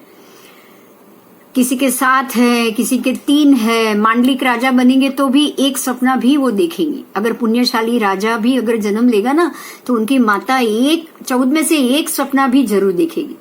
पर वो सपना ऐसे नहीं कि उनके सपने में हाथी है, उनके सपने में ये आएगा कि उनके मुख के अंदर वो सुपन प्रवेश कर रहा है। तो ये जब च्यवन कल्याणक होता है तब देव आते हैं, ऊपर से इंद्र आते हैं। देव में कौन आता है? इंद्र आता है। तो अगर भरत क्षेत्र में माता को च्यवन, परमात्मा का च्यवन होगा माँ के गर्भ में, तो माता तो 14 सुपन देखेगी ही, लेकिन अगर भरत में होगा तो सौधर्मेंद्र आएंगे और माता को, गर्भ में स्थित बच्चे के साथ माता को वह चैत्यवंदन की तरह क्षमा समण देंगे और नमुत्थुणम की स्तुति करेंगे। आगे आइए, ये है जन्म कल्याणक। अब जन्म कल्याणक का भी पूरा महोत्सव हम पढ़ेंगे, पूरा महोत्सव। 2nd ईयर 3rd ईयर में आएगा, ये अभी नहीं आएगा, लेकिन वो पूरे महोत्सव के समय में 64 इंद्र और बाकी पूरी उनकी टीम, उनकी सेना किस प्रकार से जन्म का उनको समाचार मिलता है, वहां से लेके परमात्मा के मेरु शिखर पर कैसे वो महोत्सव करते हैं, वो पूरी विगत बराबर सादृश्य हम करेंगे। अब आगे आओ, कितने कलश लेंगे, कैसा कलश होगा, क्या उसका नाप होगा, सब आएंगे। उसके बाद आएगा परमात्मा की दीक्षा कल्याणक, जो हमने कुछ समय पहले ही जाना कि 9 लोकांतिक देव परमात्मा के पास आ जाते हैं और उनको बोलते हैं कि प्रभु अब आपका दीक्षा का समय हो चुका है, आप दीक्षा लीजिए। भगवान को बताने के लिए 9 लोकांतिक देव आते हैं। परमात्मा खुद दीक्षा नहीं लेने जाते, वो अपनी इच्छा को खुद प्रकट नहीं करते, उनको तो पता ही है उनको दीक्षा लेनी है। लेकिन समय कब आएगा? समय तब आएगा जब लोकांतिक देव आके उनको विनती करेंगे। ये बहुत बड़ी बात है, ध्यान में रखना, ये बहुत बड़ी बात। क्योंकि पहले किसी ने ऐसी बात उठाई थी कि परमात्मा महावीर अपनी 1 साल की बच्ची को छोड़ के वो दीक्षा कैसे ले सकते हैं? शादी हो गई है तो 1 साल की बच्ची और पत्नी को छोड़ के उनको दीक्षा लेनी ही नहीं चाहिए, उनको ऐसा मन होना ही नहीं चाहिए। ऐसे बहुत से लोग ऐसी बात पहले के समय में फैलती थी और फैलाते थे। उनको ये चीज खास समझनी है कि वो खुद कुछ नहीं करते हैं, परमात्मा खुद कुछ नहीं करते हैं, वो तो कर्म के अधीन हो चुके हैं। जब उनके शादी का कर्म आया तो उन्होंने शादी का कर्म निभाया, जब उनको पिता बनने का कर्म आया तो तब उन्होंने पिता बनने का कर्म निभाया, और जब दीक्षा लेने का कर्म आया तब लोकांतिक देव आकर विनती करेंगे कि अब आपका समय हो चुका है, आप संसार का त्याग कर दीजिए। तब वो अपनी 1 साल की बच्ची को और अपनी पत्नी को छोड़ के, संसार छोड़ के उन्होंने दीक्षा भी ले ली। तो ये कर्म की स्थिति है, उसको समझेंगे हम बाद में, बहुत अच्छे से आपको समझना है, ये सारी चीज को आपको समझना है कि जब अंतिम भव होता है, जब चरम भव होता है ना, तब वो व्यक्ति पूरा कर्म के अधीन हो जाता है। तब वो ये नहीं सोचता है कि मुझे ये काम करना चाहिए या नहीं करना चाहिए। अब आओ केवल ज्ञान कल्याणक। जब परमात्मा को केवल ज्ञान होता है तब भी देव आ जाते हैं नीचे और समवसरण की रचना करते, ठीक है, वो भी आगे देखेंगे, हम जरूर देखेंगे। अब आओ निर्वाण कल्याणक। जब परमात्मा का निर्वाण होता है ना, तब इनकी ऐसी शिविका रची जाती और परमात्मा के निर्वाण के साथ साथ आदेश्वर भगवान के साथ 1008 उनके जो साधु का निर्वाण हुआ था, तो उनकी भी ऐसी ही शिविका रची गई थी। और सबका एक साथ इस प्रकार से निर्वाण कल्याणक महोत्सव होता है। इनको आप संस्कार नहीं कह सकते, ये महोत्सव होता है। और ये महोत्सव होने के बाद जिस प्रकार से हमारी मनुष्य की शरीर की अंतिम संस्कार होने के बाद उनकी हड्डियों को और उनकी राख जैसे मिलती है, ऐसे परमात्मा के हड्डी और उनकी हड्डियों के, उनकी दांत, उनके हड्डी, वो सब अलग अलग इंद्र आएंगे। कोई इंद्र इनके दांत को ले जाएगा, कोई इंद्र इनकी हड्डी को ले जाएगा, और वो सुधर्मा सभा के जो माणवक चैत्य है उसमें उनके हाड़का और उनके दांतों को जड़ा जाता है। आपको नहीं पता होगा ये बात, क्योंकि ये सिर्फ आगम में, ये सिर्फ आगम में है। और इस बात को आप पढ़ोगे आगे, क्योंकि परमात्मा के अग्नि संस्कार निर्वाण कल्याणक होने के बाद उनकी हड्डियों को कौन सा देवेंद्र आके उनका दांत ले जाएगा, कौन सा देवेंद्र उनके बाएं दांत ले जाएगा, कोई इनका दायां दांत ले जाएगा, कोई इनकी हड्डी ले जाएगा। तो कौन ले जाएगा, कहाँ ले जाएगा, ले जाके वो कहाँ उनको जड़ेगा। जितने भी तीर्थंकर परमात्मा हुए ना, सबकी हड्डी और दांत आज भी है। और वो जो माणवक चैत्य है सुधर्मा सभा में, उसकी दीवार में वो जड़े जाते हैं। नई बात है ना, आज आपने जानी ना। अभी मैं आपको प्रश्न के लिए बुलाती हूँ। ये बात जानी थी? એવી ખબર છે કે દેવો વચ્ચે લડાઈ છે ત્યારે ભગવાનના પેલા દાંત બધું પાણી છાંટવામાં આવે છે। ना, ये तो निर्वाण के बाद की बात है। परमात्मा के निर्वाण के बाद उनकी हड्डियों को भी देव लेके जाते हैं। ये अलग ही बात है। ऐसा कभी किसी ने जाना था? मुझे ये जानना है बस, क्योंकि मैंने नहीं जाना था। किसी ने नहीं जाना होगा। मैं कह रही हूँ सिर्फ आगम में है ये। आप, मुझे भी नहीं पता कि इतने सालों में मैंने 30 साल में किसी भी व्याख्यान में भी ये बात सुनी। अब मैं बोलूंगी ना ये, तो आप में से कोई बोलेगा ये आप कहाँ से उठा कर लिया है। ભગવાનની દાડા લઈ જાય એ ખબર છે। वो जो दाढ़ा है वो दाई दाढ़ा अलग है, बाई दाढ़ा अलग है। उनकी हड्डी कोई हरेक कुछ न कुछ लेके जाता है। हरेक इंद्र को, हाँ हाँ, सबकी है। वहाँ जो माणवक चैत्य है सुधर्मा सभा में, सुधर्मा सभा कहाँ है वो भी हम पढ़ेंगे, सब अपने समय पे पढ़ेंगे। आपको इंतजार करना है, बस आपको वेट करना। तो भगवान दांत हाड़का तो शाश्वत થઈ ગયા। शाश्वती है, ये शाश्वती है, उसको रखा जाता है, उसकी वहां पे पूजा होती है। और एक बात बहुत ध्यान से सुनना, ये आगम पाठ में लिखा है, जब आएगा तब आप पढ़ोगे। लेकिन मैं अभी बता रही हूँ कि वो जिस जगह पे ये सारी चीजों को रखी जाता है ना, जो चैत्य के ऊपर ये रखा जाता है ना, वहां वो एरिया में, वो पूरी सुधर्मा सभा में अगर कोई भी देव और देवी आके कोई भी सांसारिक क्रीड़ा नहीं कर सकते। उतना पवित्र वो जगह को रखा जाता है।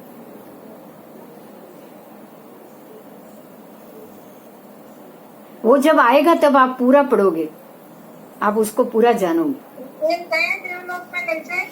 सब आएगा तब।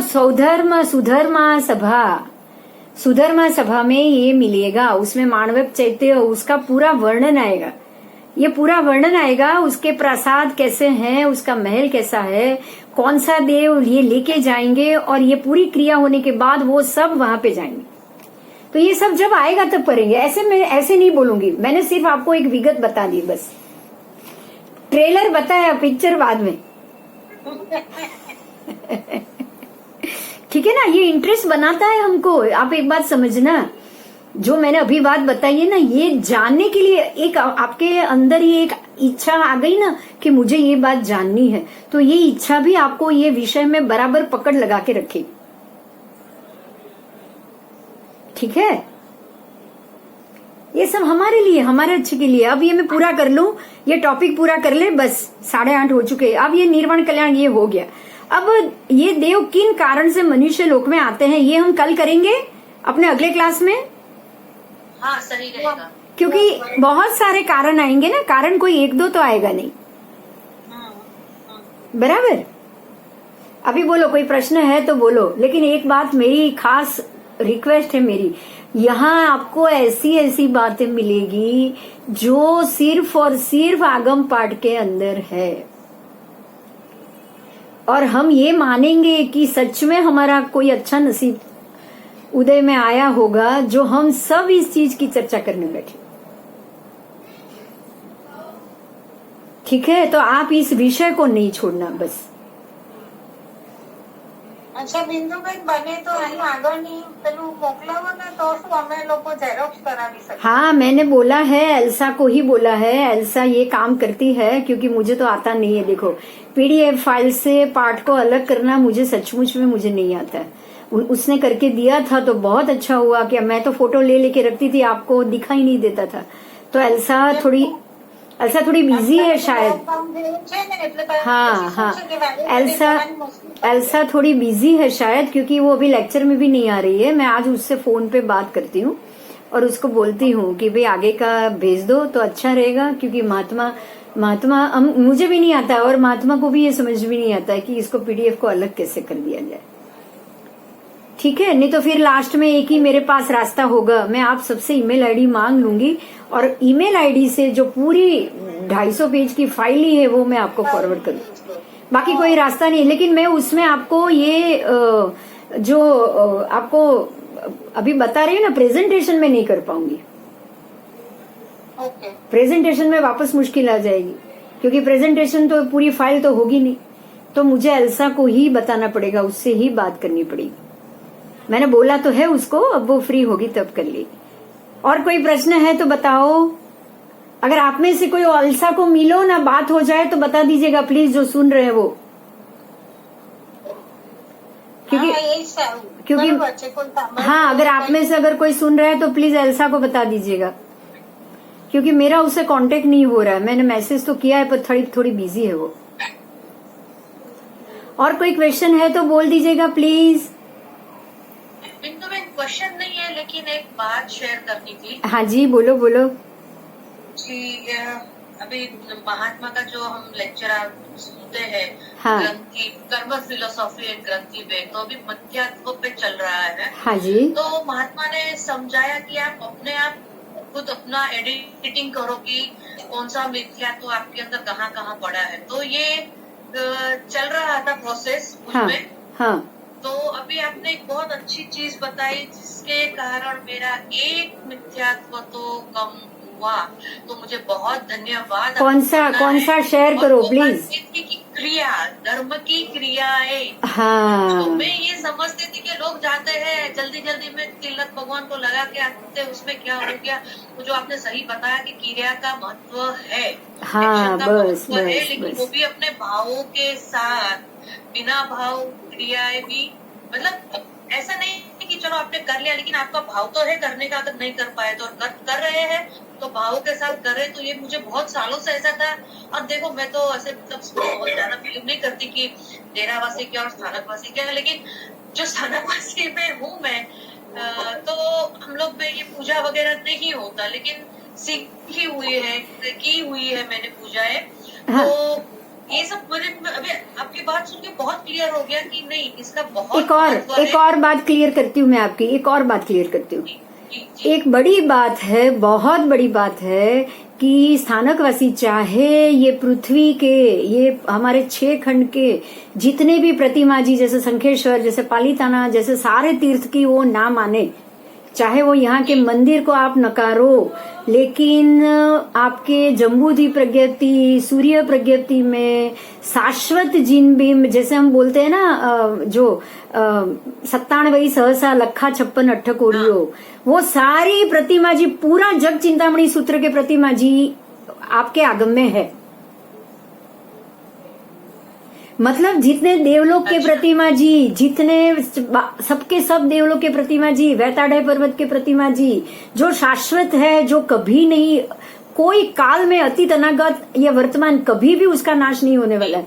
और आप इतना समझ लेना, मैंने आपके एक महात्मा को, मैं नाम तो यहाँ नहीं बताऊंगी क्योंकि ये ओपन है, ये सारा रिकॉर्डिंग में जाएगा, क्योंकि आपने आज बहुत अच्छा क्वेश्चन किया, इसका मैं रिकॉर्डिंग जरूर करूंगी।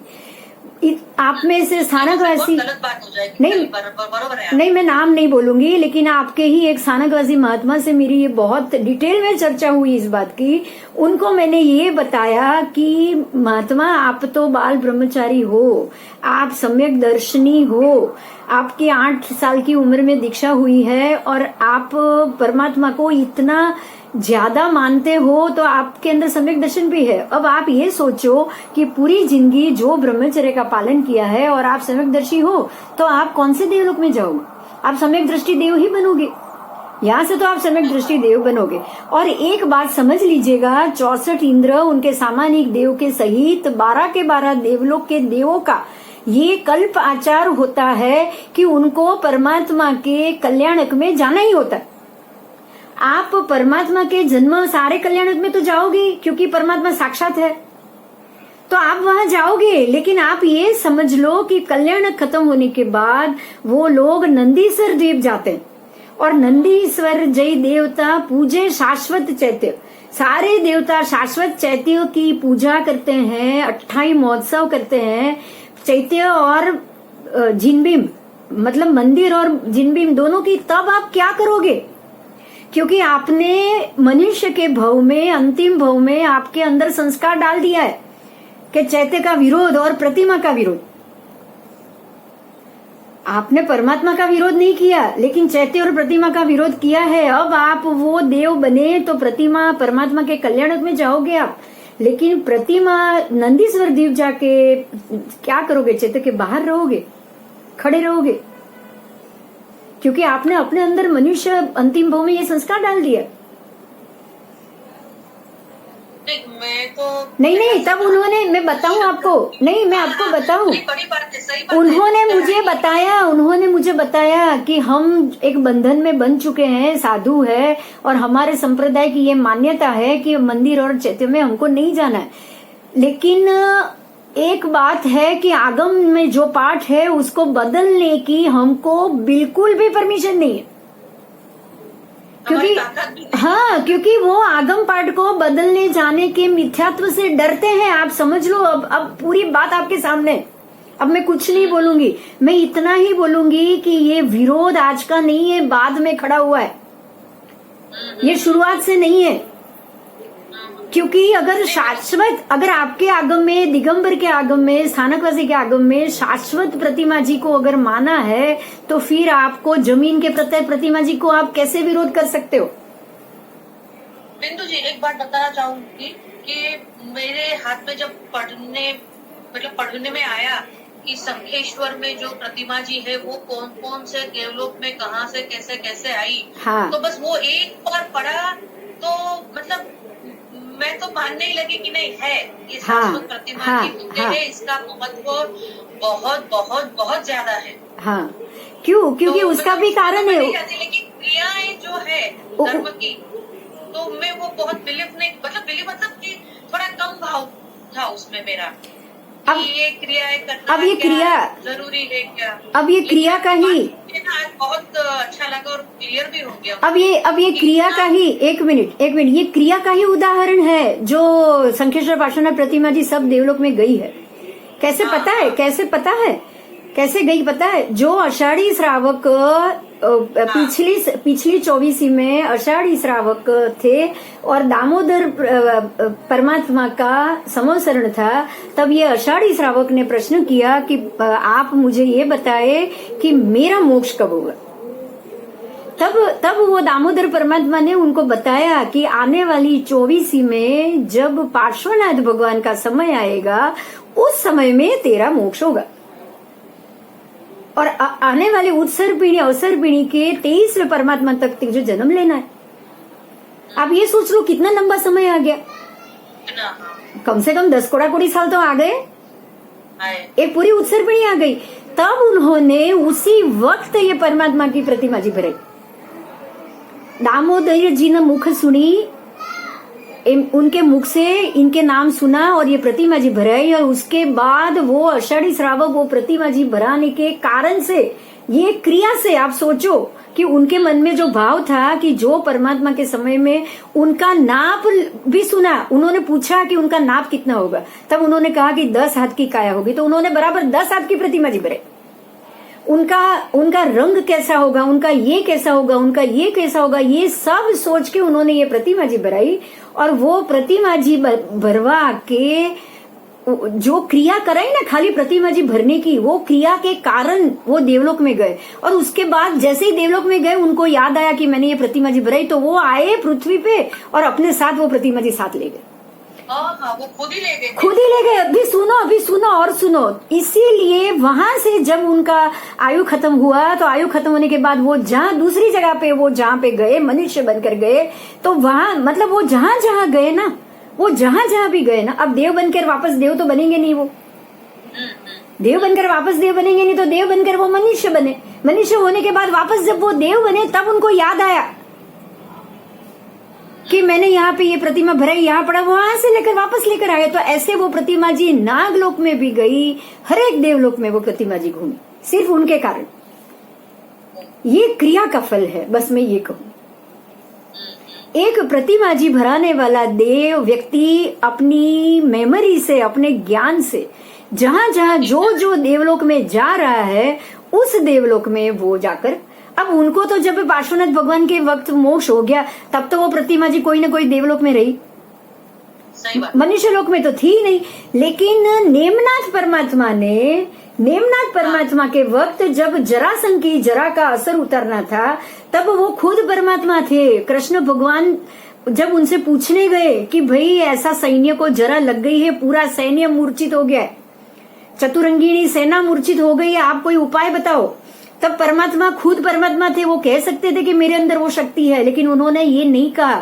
उन्होंने कहा कि तू वासुदेव तुम हो, तुम अट्ठम तप करो और धर्मेंद्र पद्मावती को प्रसन्न करो, और देवलोक से जो अभी ये देवलोक में, क्योंकि जब लास्ट आषाढ़ी श्रावक जो देवलोक में होंगे ना, वो देवलोक में प्रतिमा जी रह गया, तो तू हाँ, तो वहां से तू ये प्रतिमा जी मंगा।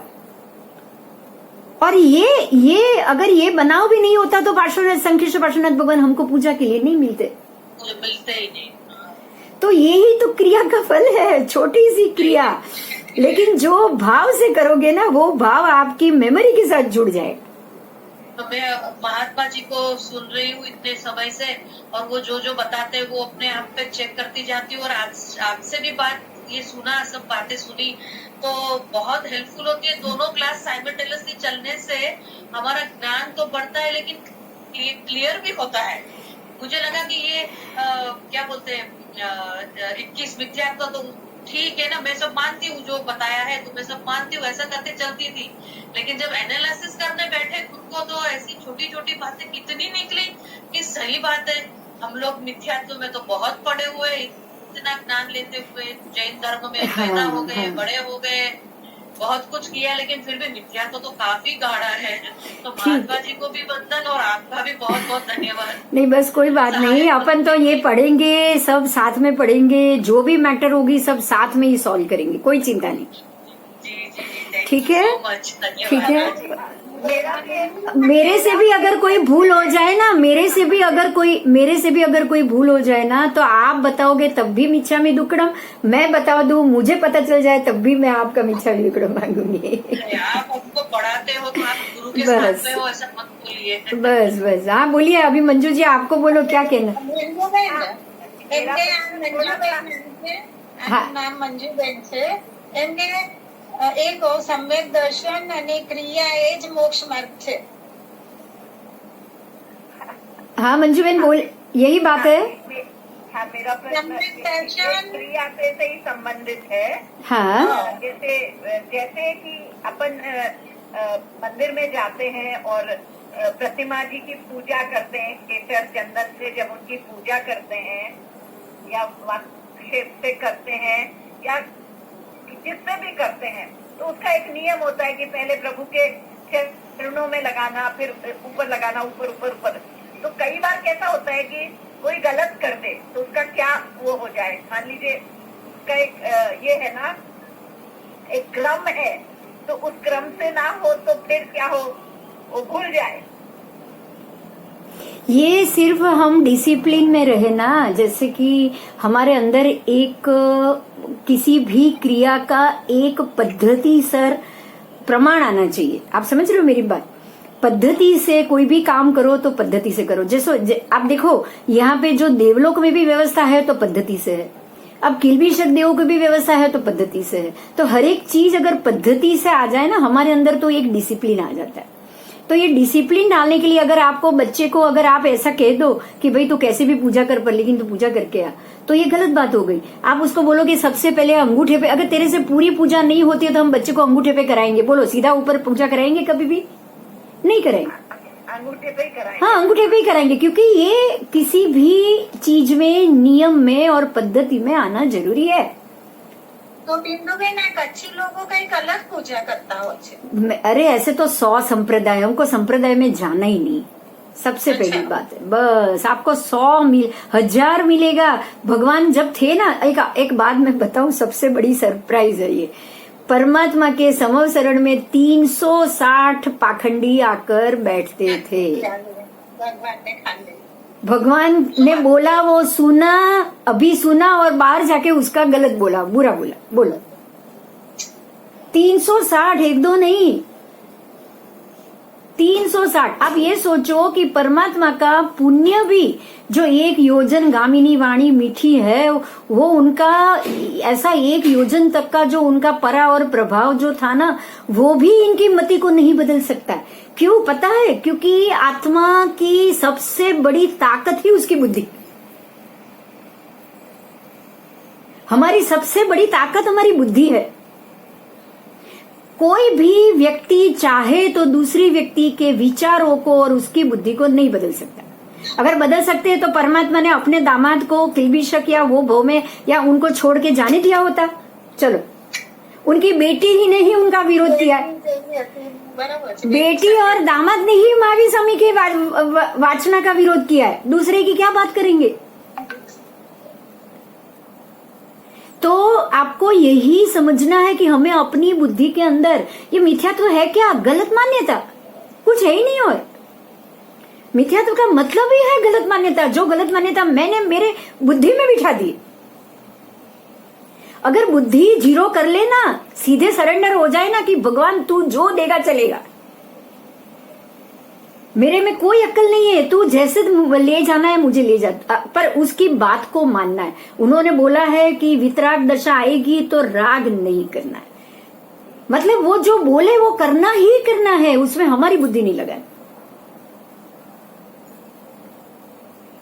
सारा सारा सारा वो बवाल खड़ा ही बुद्धि के कारण होता है। पर क्या है, जनरल भाषा में जनरल जो लोग हैं, सामान्यतः लोग पता है मिथ्यात्व यानी क्या, हनुमान जी की पूजा नहीं करना, वो व्रत नहीं करना, वो देवियों की पूजा नहीं करना, इसको मिथ्यात्व मानते हैं।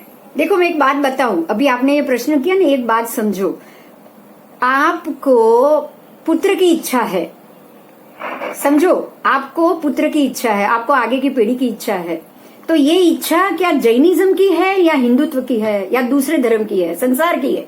आप कोई मत समझो, आप ये सोचो क्या ये मुक्ति वाले जीव की इच्छा है या ये मोक्ष प्राप्त करने वाले जीव की इच्छा है, मतलब सम्यक दृष्टि जीव की इच्छा है या संसारी जीव की इच्छा है? बताओ, इतना बताओ उसे। बस देखो, एक मिनट देखो, संसारी जीव की इच्छा हुई ना, पुत्र चाहिए, घर चाहिए, किसकी इच्छा हुई? संसारी जीव। तो जो संसारी जीव है वो हनुमान की पूजा करे, वो उसके लिए गलत नहीं है। बात समझ में आ रही है मेरी?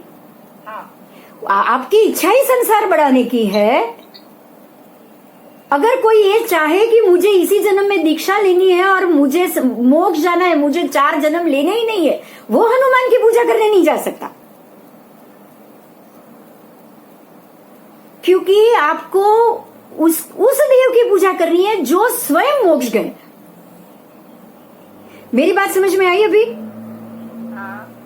अगर आपको वैराग्य चाहिए, अगला भव नहीं चाहिए, बच्चे नहीं चाहिए, जन्म मरण नहीं चाहिए, तो आप वितरागी की पूजा करोगे, उसकी करोगे जो वो वैसा बना है।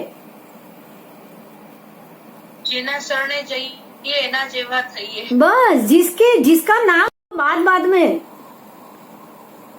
आप जिसका नाम लोगे वैसा बनोगे. आप जिसको अच्छा मानोगे वैसा बनोगे. आपने ऐसे किसी, ये मैं बोलूं ना, कंस को अच्छा मान लिया ना तो आप कंस जैसे ही बनोगे, क्योंकि आपको उसके कृत्य भी अच्छे लगेंगे, उसको उसका व्यक्तित्व अच्छा लगा, उसके काम अच्छा लगा, तो फिर उसके जैसा बनने में कितनी देर, सोचो कितनी देर.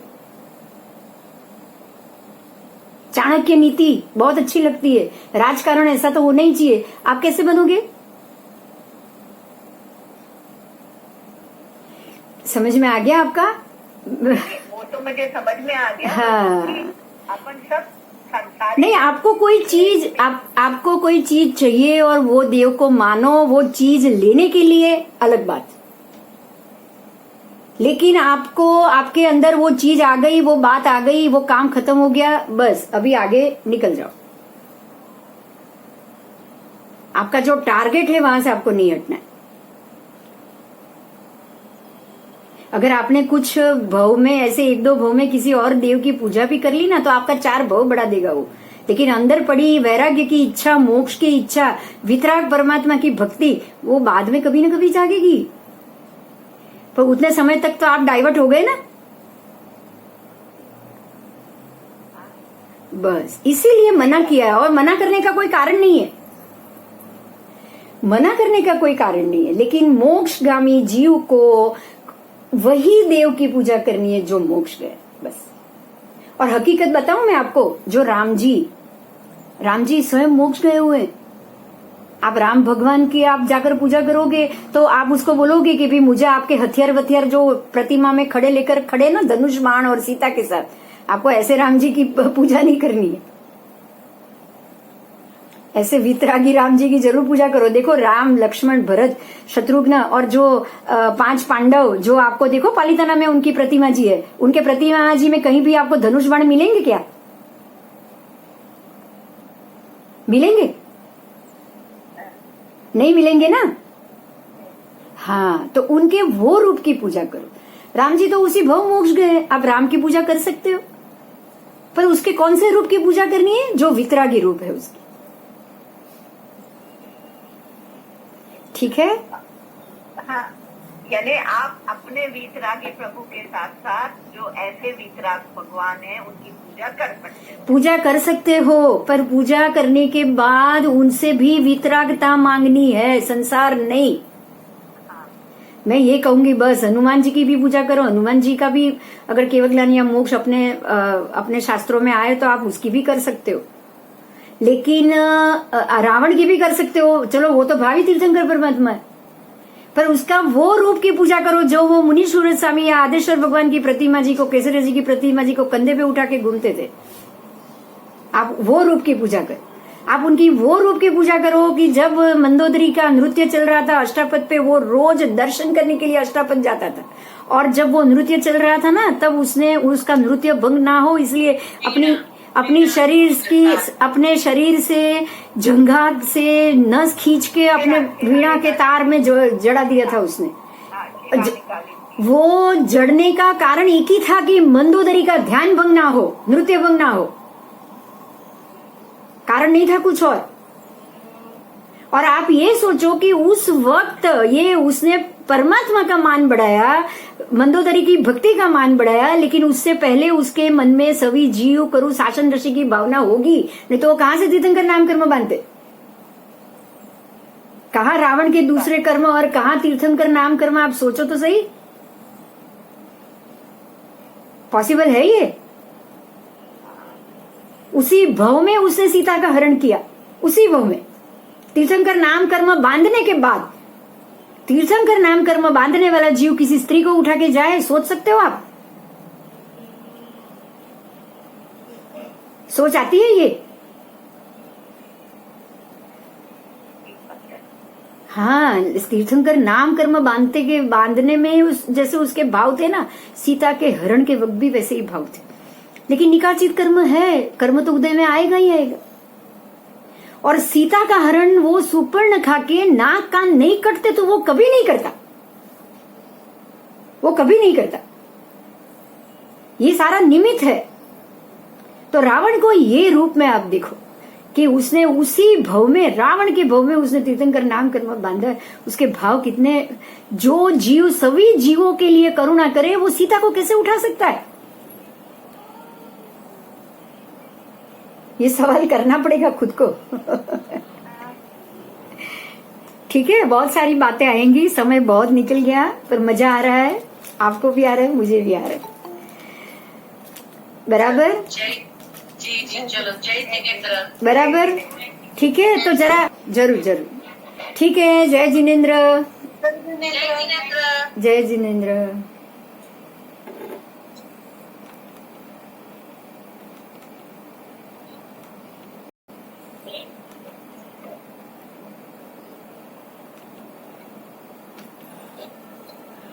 जय जिनेंद्र।